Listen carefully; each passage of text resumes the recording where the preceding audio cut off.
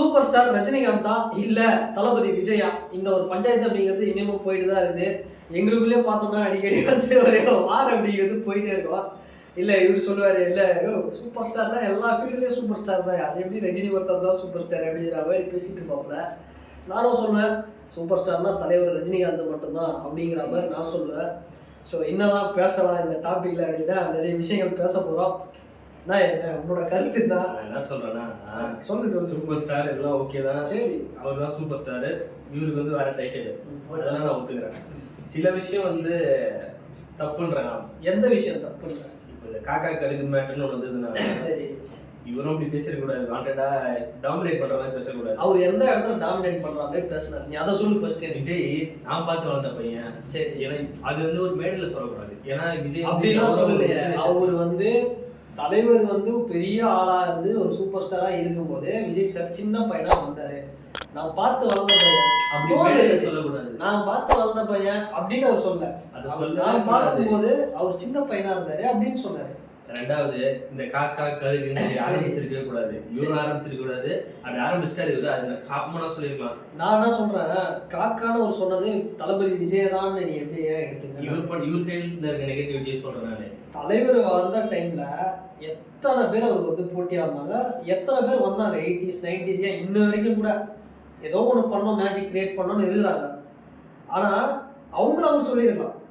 சில பேர் சொல்லிருக்கலாம் அந்த டைம்ல, நான் ரஜினியை வந்து ஓவர்டேக் பண்ணிட்டு போயிடுவேன். இது ஒரு பெரிய பேச்சு பொருட்டா வரதுக்குன்னா நான் இவர் ரிப்ளை கொடுத்துருக்க கூடாது, நீங்க பர்சனலாகவும் எடுத்துருக்க கூடாது. நான் வந்து ரிப்ளை கொடுத்துருக்க கூடாது, கொடுத்ததுனால ஒரு இதுவாயிடுச்சு. அப்படி வேணா இருக்கலாம். அவரும் வந்துட்டு இந்த காக்கா கழுகு அது பட் எல்லாமே ஓகே. நான் என்ன சொல்றேன், சூப்பர் ஸ்டார்னா அது யார்? அதனால நான் கேட்கறேன். சூப்பர் ஸ்டார்னு ஒரு காமனான இன்னைக்கு வந்து எல்லா இதுலயும் காமனான பட்டம் நீ எப்படி சொல்ற? சூப்பர் ஸ்டார்ன்றது எப்படி நீ காமெடி? மகேஷ் பாபுவும் சூப்பர் ஸ்டார் சொல்றாங்க. அப்ப மகேஷ் பாபுவும் ரஜினிகாந்தும் பாபி டியோல் இதுல கங்கோ ஆடியன்ஸ் சூப்பர் ஸ்டார் அப்படின்ற சூர்யா எல்லாருமே சூப்பர் ஸ்டார்னு சொல்லலாம். தமிழ்நாட்டுல சூப்பர் ஸ்டார்ன்றது வேற மாதிரி ஒரு இது பாருங்க. மற்ற ஸ்டேட்ல எல்லா இதுவுமே சூப்பர் ஸ்டார் தான்றாங்கல்ல. எல்லாருமே சூப்பர் ஸ்டார்னு சொல்லுவாங்க, எல்லாருமே சூப்பர் ஸ்டார் தான் சொல்லுவாங்க. ஓகேவா, நான் இல்லைன்னு சொல்ல.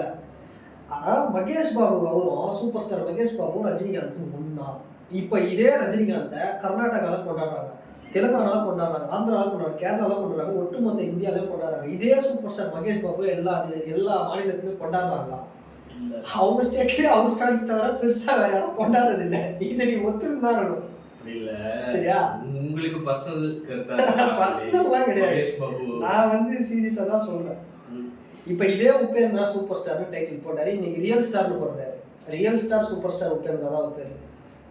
அதே உபேந்திரா படம் வரும்போது அதே படத்தை இங்க தமிழ்நாட்டில் நீ இன்னைக்கு பாரு, கூலி படம் வருதுன்னு வச்சுக்க, இதே படத்தை இங்க தமிழ்நாட்டில் எந்த அளவுக்கு கொண்டாடுறாங்களோ அதே லெவல்ல இதுலயும் கொண்டாடுவோம். எதுல? ஆந்திரா, தெலுங்கானா, கர்நாடகா, கேரளா எல்லாத்துலயும் கொண்டாடுவோம். நீ இல்லைன்னு சொல்றியா? அதுதான் அந்த சூப்பர் ஸ்டார் வைபுங்கிறது, இந்த மேஜிக். இப்ப ஷாருக்கான் எவ்வளவு பெரிய ஆளு, எவ்வளவு சம்பளம் வர்றாரு, அவரே என்ன பாக்குறாரு சென்னை எக்ஸ்பிரஸ்ல.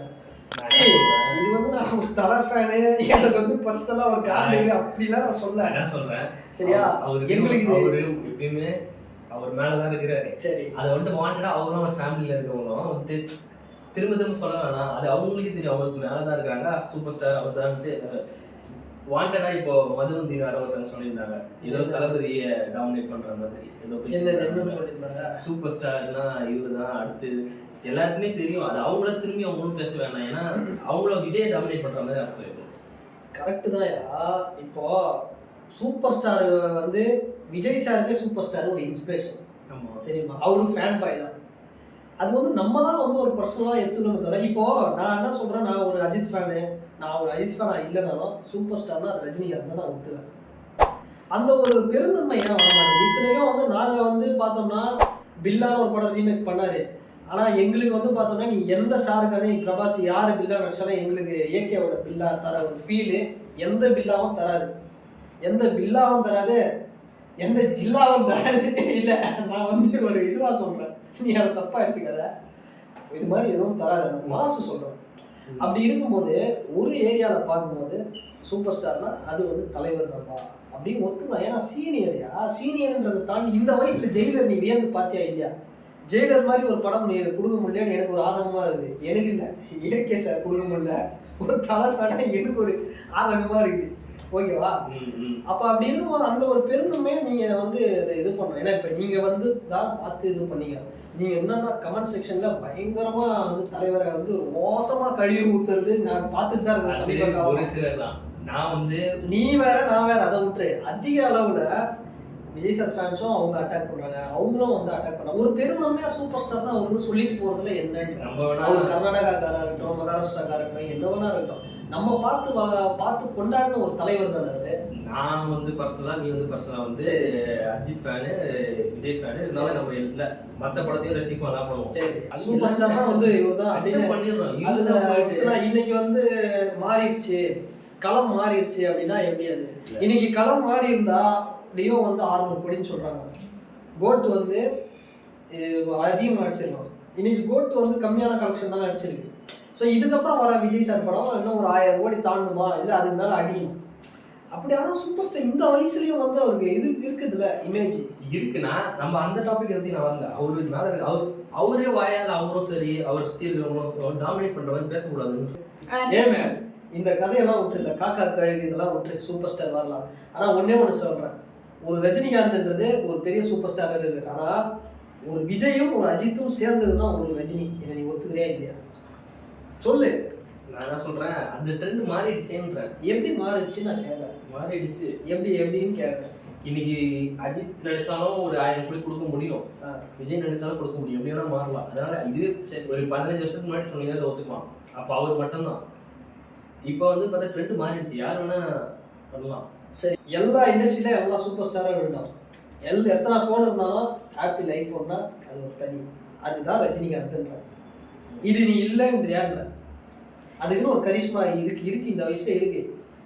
நீ கூலி எப்போ வரும்னு ஒரு வைப் ஆகுறல, T69 எப்போ வரும், தளபதி 69 எப்போ வந்து பிரசாந்த் நீலோட அஜித் ஜாயின் பண்ணுவாருன்னு ஒரு வைப் இருக்குது. அது மாதிரி ஒரு வைப் இருக்கா இல்லையா கூலி? அதை சொல்லி கண்டிப்பா. அதுதான் என்ன சூப்பர் ஸ்டார்ன்றது. இதே வைபோட ஒரு ரஜினிகாந்த் படத்துக்கு வந்து ஒரு ரஜினி ஃபேனு, ஒரு வெறித்தனமான ரஜினி ஃபேன், நமக்கு இருக்கிற அதே வைப்பில் ஃபர்ஸ்ட் ஷோ நான் டிக்கெட் வாங்கி முந்தி அடித்து பார்க்கணும்ப்பா, அஜித் படத்தையும் விஜய் படத்தையும் வருவாங்கன்னா அவ்வளோ சீக்கிரம் வரமாட்டாங்க. ஆனால் நம்ம போய் நிற்போம் கவுண்டரில், யார் ரஜினி படம் பார்க்கணும் ஃபர்ஸ்ட் ஷோ. அதுதான் இந்த சூப்பர் ஸ்டார் இமேஜின்னு. இதை வந்து நம்ம அக்செப்ட் பண்ணி தான் ஆகணும். இதை வந்து இன்னும் எத்தனை நாளைக்கு வந்து நம்ம வந்து ஏதோ தலைவர் பர்த்டே வருதுங்கிறதுக்காக இந்த வீடியோ நான் பேசலை. உண்மையே நான் சில விஷயம் பேசணுன்றதுக்காக நான் சொல்கிறேன், அவ்வளோதான். ஸோ அதனால் என்னதான் விஜய் சார் 1000 கோடி கலெக்ஷன் கொடுத்தாலுங்க, என்னதான் வந்து அஜித் சாரும் 1000 கோடி படம் கலெக்ஷன் கொடுத்தாலுங்க, தலைவர் சூப்பர் ஸ்டார் தான் தமிழ் சினிமாவை பொறுத்தவரைக்கும் இல்லை, மொத்த சவுத் இந்தியாவில் ரஜினி ஒருத்தர் தான்.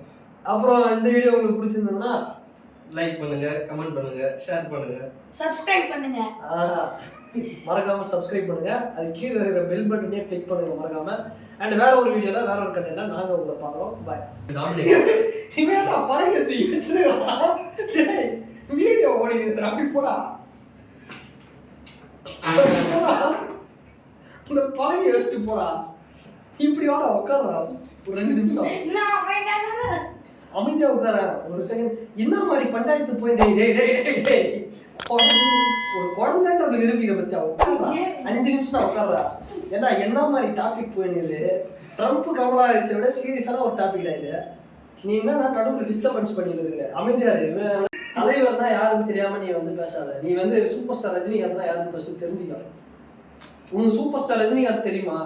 எந்திரன் வரும்போது நீ வந்து பிறந்திருந்தா நீ வைப் சிட்டின்னு வைப் பண்ணிருப்ப. சூப்பர் ஸ்டார் யார் தெரியுமா? தெரியும். யாரு? மகேஷ் பாபு. யாரு? ஒரு ரஜினின்றது சொன்னேன்.